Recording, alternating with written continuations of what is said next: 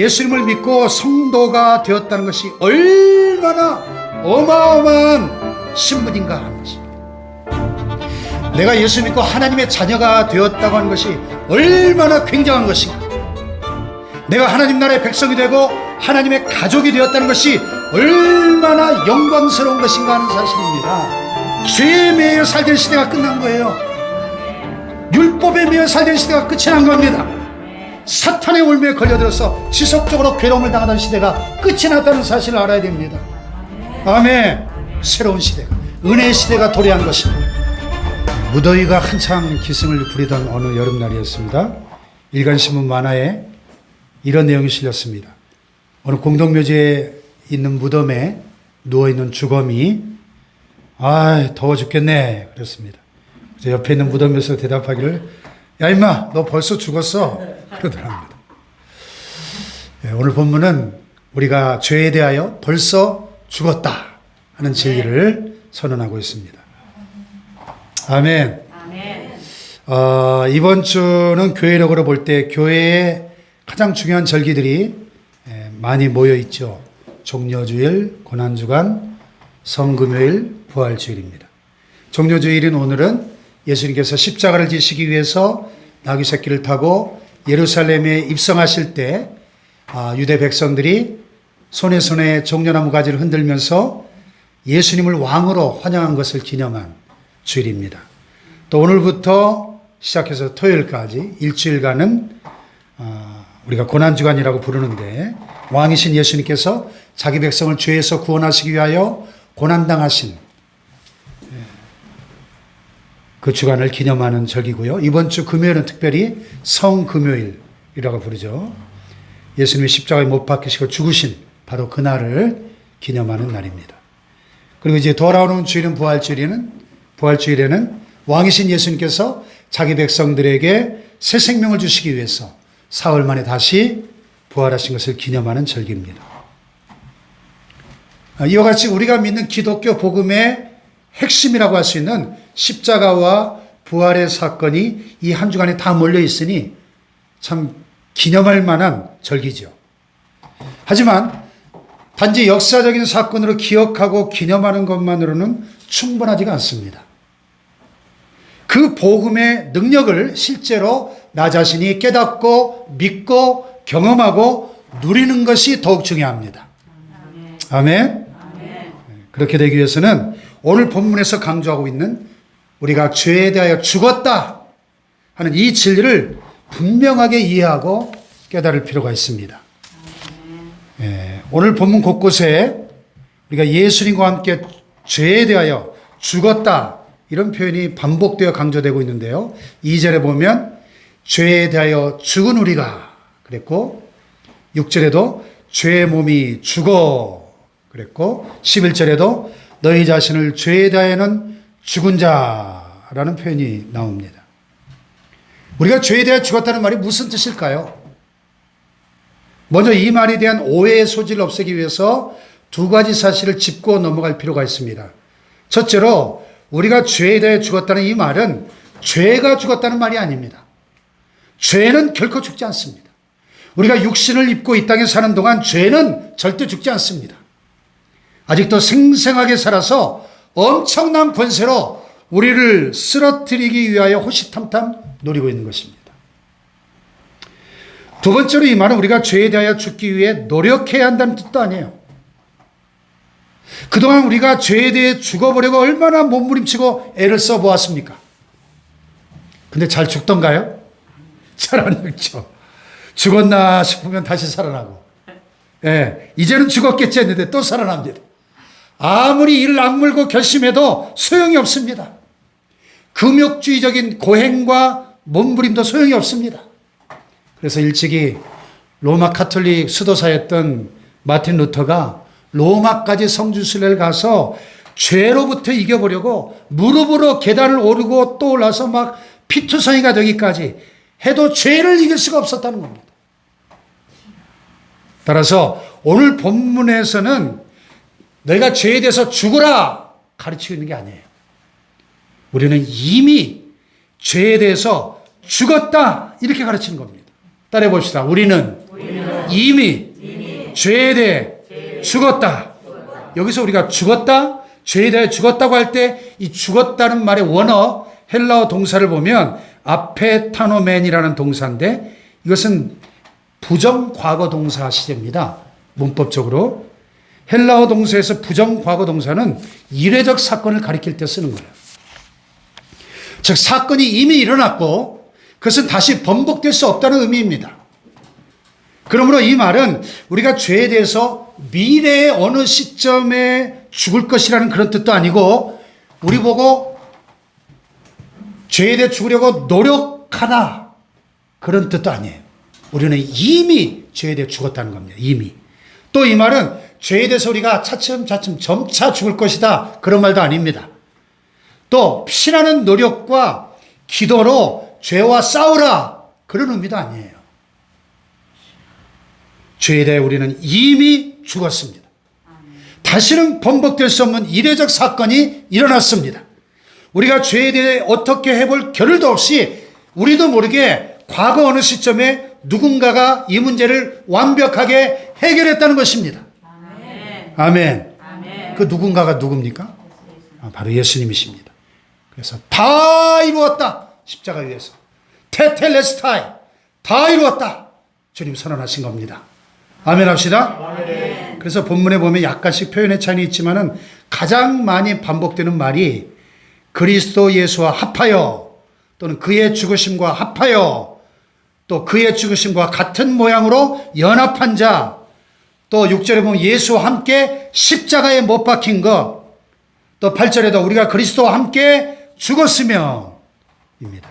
그래서 합하여 연합 함께라는 말입니다. 다시 말해서 우리 그리스도인들은 예수 그리스도와 함께 십자가에 이미 죽은 존재들이라고 본문은 강조하고 있는 것입니다. 아멘 합시다. 우리가 로마서를 읽어보면 1장부터 5장까지는 사도 바울이 구원의 본질을 꾸준히 논증합니다. 구원은 우리의 선행이나 공로나 노력으로 얻어지는 것이 결코 아니라는 것이죠. 전적으로 하나님의 선물입니다. 구원은 오직 예수 그리스도를 믿음으로만 얻어지는 것입니다. 아멘이십니까? 아멘. 이 믿음으로 우리는 의롭다움을 받아서 하나님의 자녀가 된 것입니다. 여기는 예외가 없습니다. 유대인이나 헬라인이나 종이나 자유인이나 잘난 자나 못난 자나 부자나 가난한 자나 높은 자나 낮은 자나 오직 믿음으로만 오직 은혜로만 구원을 받습니다. 아멘. 아멘. 자, 그런데 문제가 뭡니까? 문제가 있죠. 이 주제와 관련이 있기 때문에 제가 오늘 주보에다가 민경설 목사님의 글을 소개했어요. 여기 보시면 이런 내용입니다.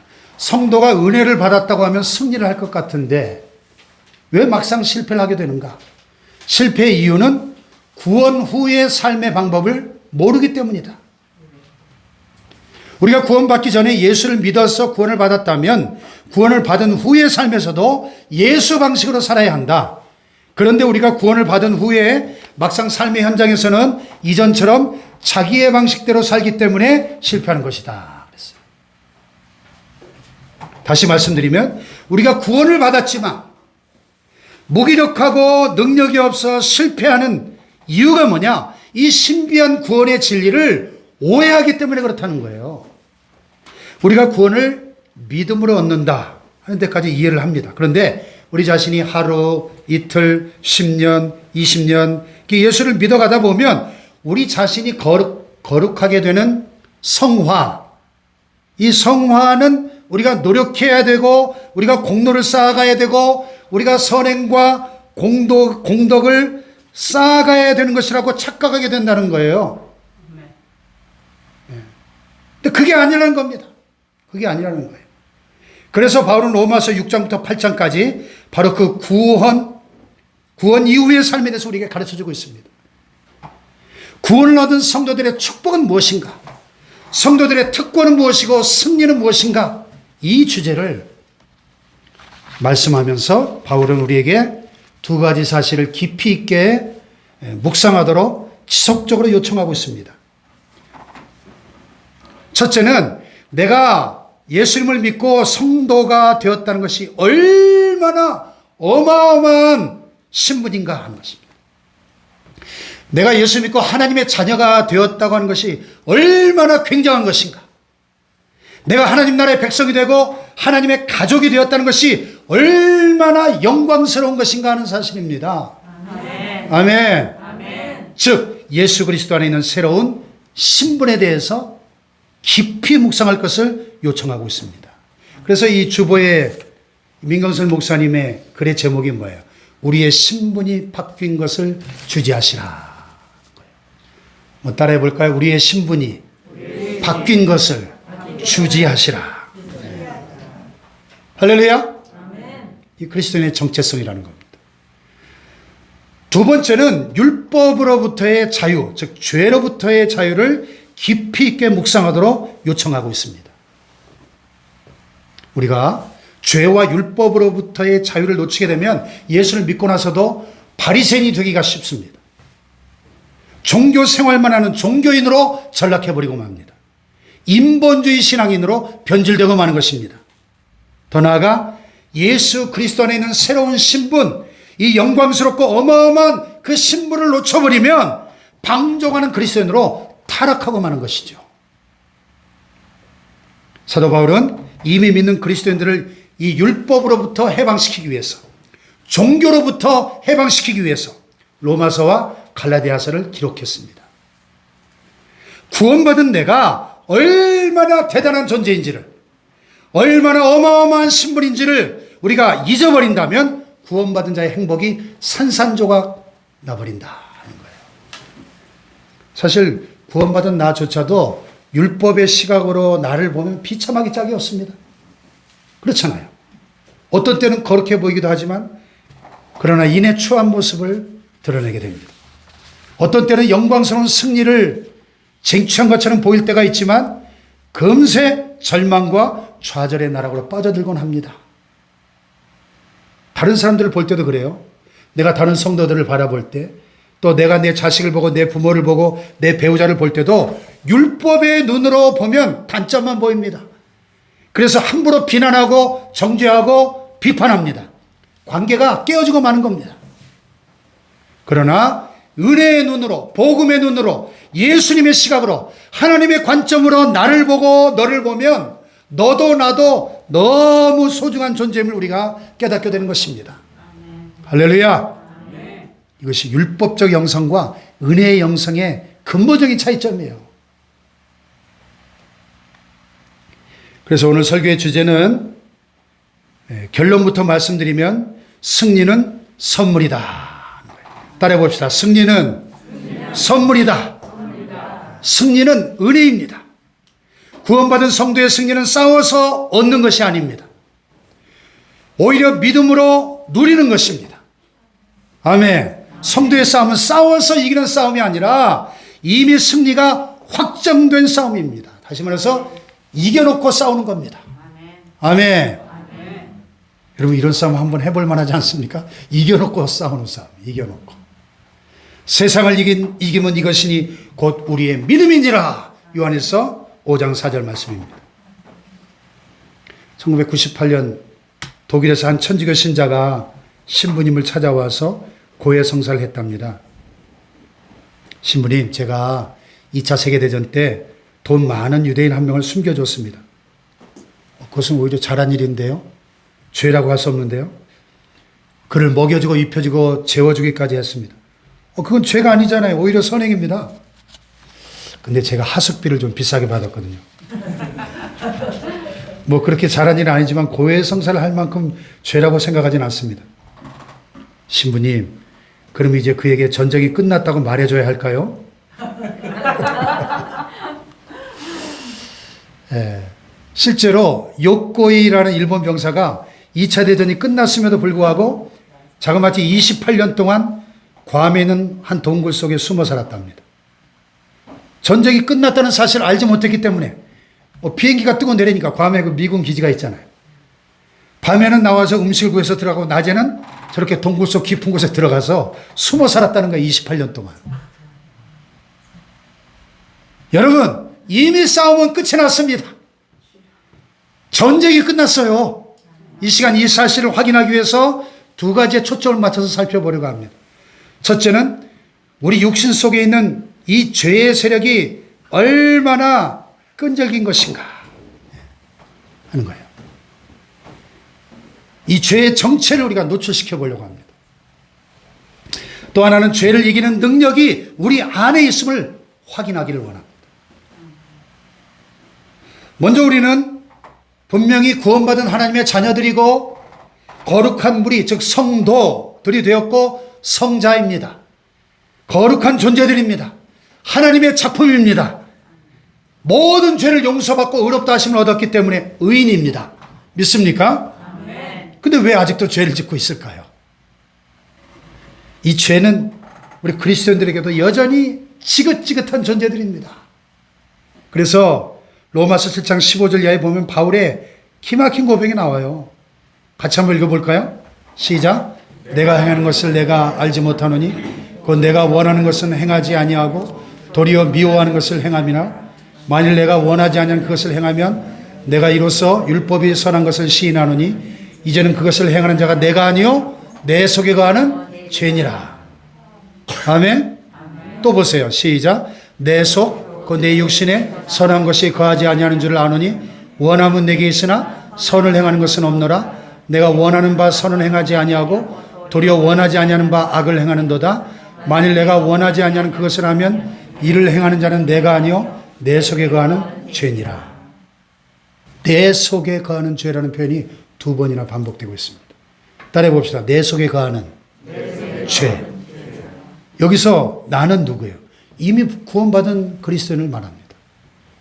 근데 그러한 내 속에, 이미 구원받은 거룩한 성도의 내 속에 죄가 살고 있다는 거예요.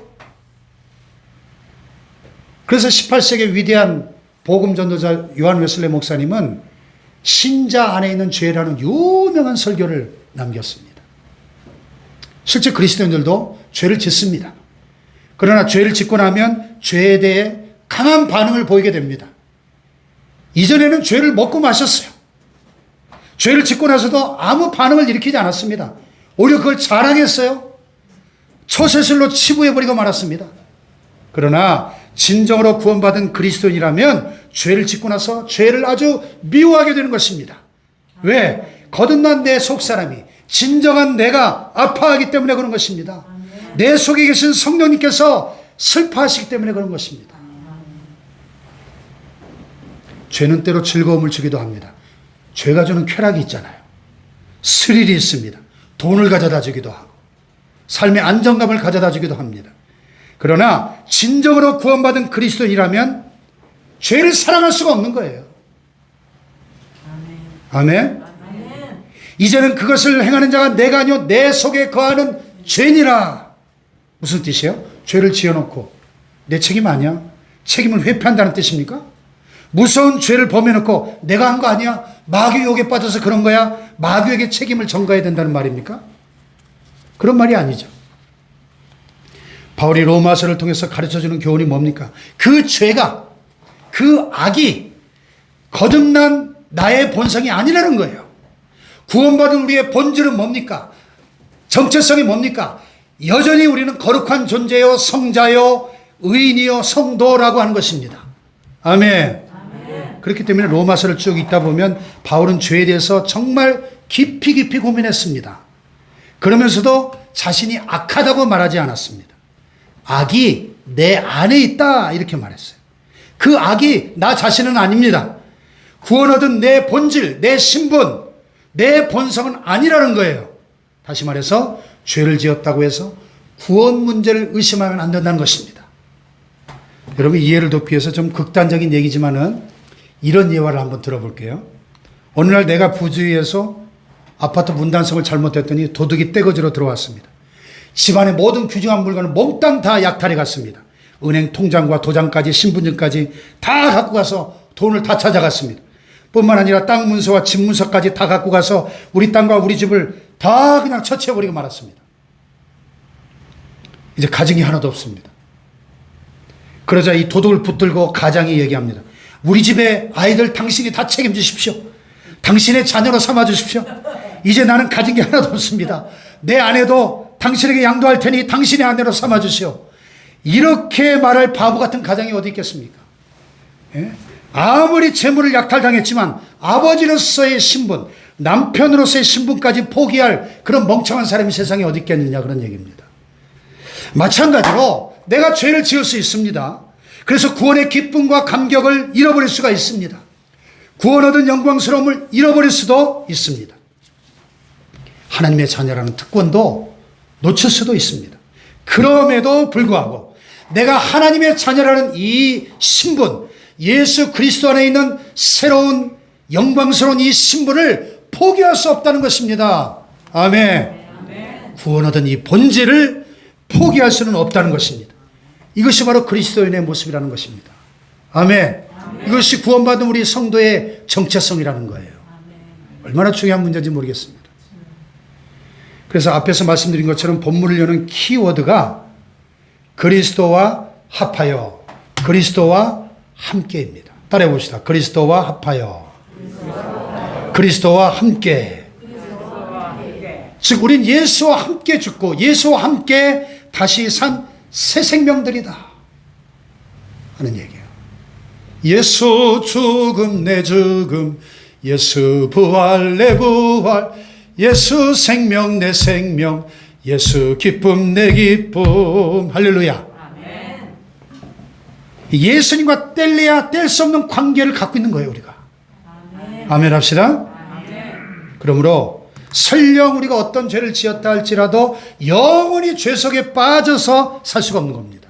즉시 회개하고 주님 앞에 돌아오게 된다는 것이지. 아멘. 아멘. 구원 얻은 확신이 흔들릴 수 없다는 것입니다. 아멘. 아멘. 물론 구원받은 그리스도인들도, 성도들, 하나님의 자녀들도 분명히 죄를 선택할 때가 있습니다. 그러나 죄를 지으려고 안달복달하진 않습니다. 여러분 중에 난 죄를 지으려고 안달복달합니다 하는 분 계세요? 죄를 지으려는 간절한 소원을 갖고 살아가진 않습니다. 죄를 짓고 싶은 불타는 열망으로 살아갈 사람은 없을 것입니다. 만일 그런 사람이 있다면 그는 진정 구원받은 그리스도인이 아닐 것입니다. 네, 우리의 소원은, 우리의 간절한 열망은 선을 행하고 싶습니다. 하나님의 뜻을 행하기 원합니다. 그러나 가끔 죄를 선택합니다. 따라서 그 선택은, 그 죄는 내가 아니라 바울이 고백한 것처럼 내 속에 거하는 죄니라. 자, 여기에 문제가 있죠. 그럼 죄를 지어놓고 그걸 당연히 생각해도 좋다는 말인가? 죄를 물 먹듯이 먹고 마시면서 이제는 내가 아니니까 나는 아무리 죄를 지어도 좋단 말인가? 그럴 수 없다는 거죠. 그것이 본문 1, 2절에 나와 있습니다. 1, 2절 시작.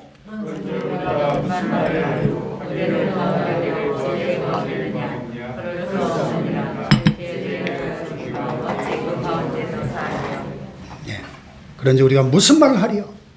은혜를 더하게 하려고 죄에 거하겠느냐? 죄에 대해 죽은 우리가 어찌 그 가운데서 살겠느냐? 세 가지 연속되는 질문을 막 속사포처럼 쏘아대면서 바울은 단호하게 선언하죠. 그럴 수 없느니라.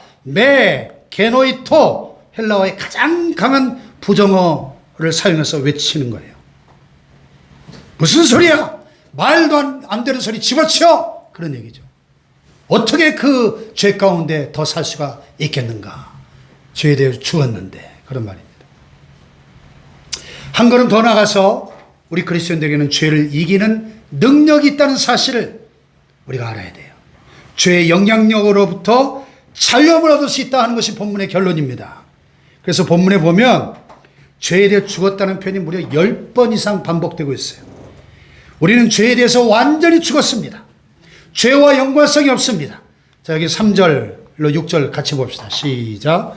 무릇 그리스도 예수와 합하여 세례를 받은 우리는 그의 죽으심과 합하여 세례를 받은 줄을 알지 못하느냐?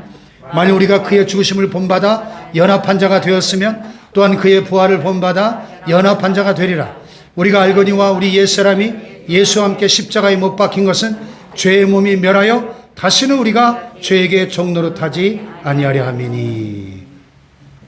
아멘. 세례의 본질은 아담 안에 있던 우리 옛사람이 죽었다는 거예요. 우리 옛사람, 죄를 좋아하고 죄를 먹고 마시고 또 그 죄를 추구하던 타락한 우리의 그 본성, 이 옛사람이에요. 그 옛사람, 아담 안에 있던 옛사람이 죽어버린 거예요. 예수님과 함께 십자가에 못 박혀 죽어버린 겁니다. 아멘. 이제는 그래서 왜 세례를 받습니까? 세례의 가장 중요한 본질은 예수와 함께 나의 옛사람이 죽었다는 거예요. 예수님 십자가에서 우리 모두는 죽음을 경험한 사람들입니다. 아멘. 성 어거스틴이 극적으로 회심하고 나서 새로운 존재로, 새 사람으로 거듭났죠. 길을 가는데 이전에 함께 놀던 거리의 여인이 따라오면서 다시 유혹을 해요. 어거스틴 씨, 왜 요즘 안 놀러 와요? 그때 어거스틴이 했던 유명한 말이 있습니다. 너는 너로되 나는 내가 아니로다. 그래서 너는 이전에 너나 지금의 너나 똑같지만 나는 지금의 네가 이전에 알던 그 어거스틴이 아니다. 그런 말이죠. 이전에 너하고 놀아나던 나는 이미 죽었다. 그런 말입니다. 아멘. 네. 우리나라 초대교회 훌륭한 목사님 가운데 김익두 목사님이 계신데 이분 원래 평양시내에서 모르는 사람이 없을 정도로 유명한 깡패 두목이었습니다. 그래서 사람들이 아침에 집문 밖에 나설 때 오늘 제발 김익두를 만나지 말게 해주십시오. 기도하고 나섰다는 거예요. 그렇게 못된 깡패 두목이었습니다. 근데 이분이 전도를 받고 거듭났습니다. 예수를 믿고 구원을 받았습니다. 그리고 제일 먼저 한 일이 뭐냐? 부고장을 보내는 거예요. 그를 아는 모든 친구들과 친지들에게, 온 마을 사람들에게 김익두 사망.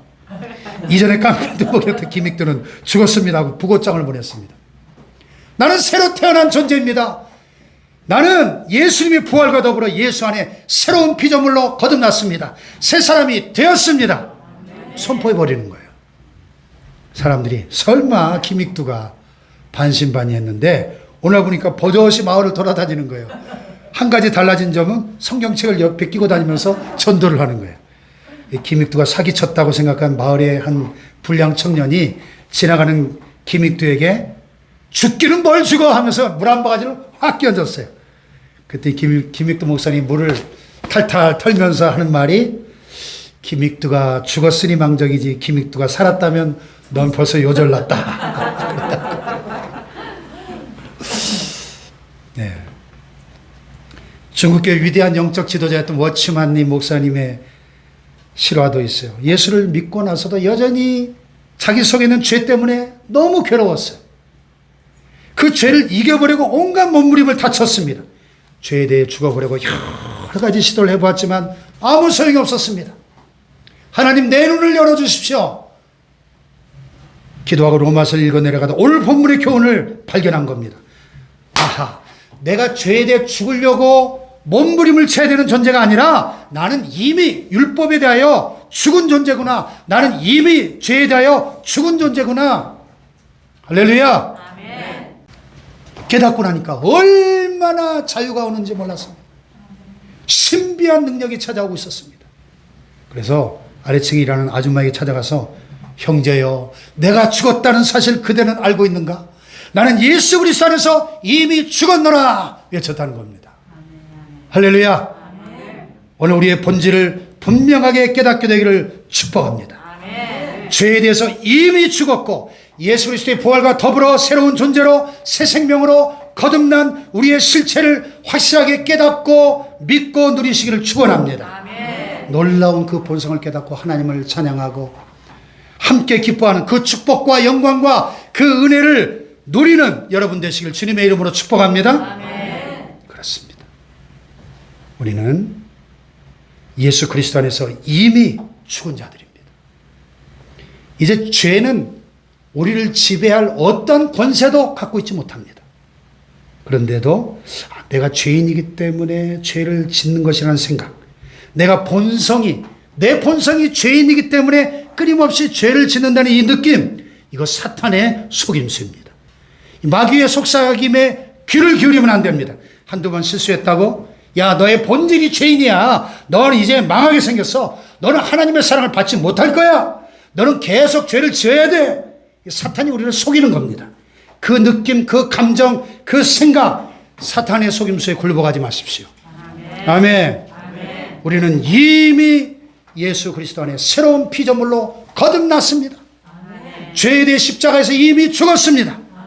이미 죽은 내가 어떻게 살아 꿈틀거릴 수 있습니까? 여러분, 죽은 시체가 반응하는 거 봤어요? 죽은 사람의 특징은 반응이 없습니다. 죄에 대해서 반응하지 않는 것입니다. 그래서 바울이 담대히 선포하는 거예요. 그것은 내가 아니다. 나의 본질은 의인이다, 성자다, 거룩하다, 하나님의 자녀다. 할렐루야.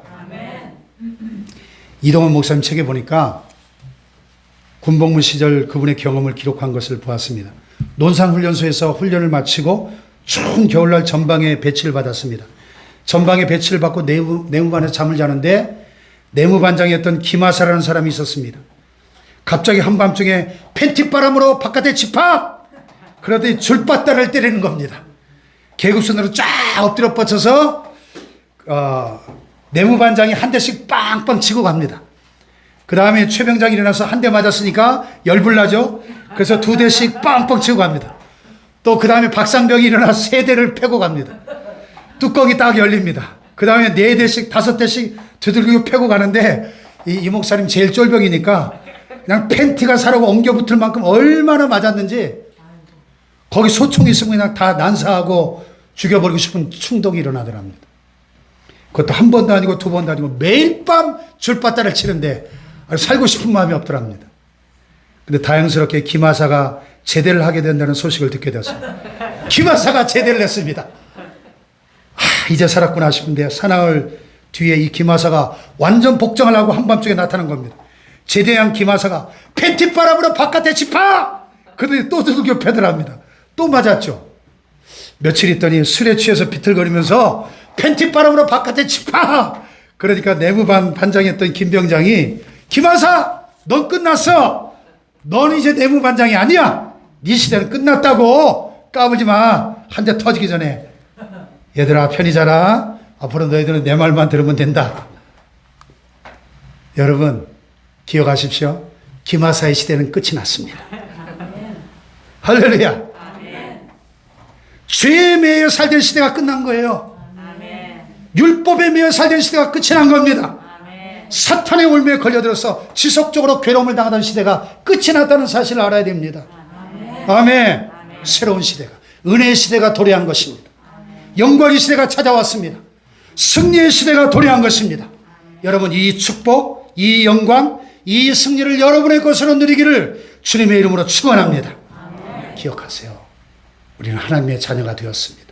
영광스러운 예수 그리스도의 신부가 되었습니다. 성자가 되었습니다. 하나님의 가족이 되었습니다. 따라해 봅시다. 이겨놓고 싸운다. 이겨놓고 싸운다.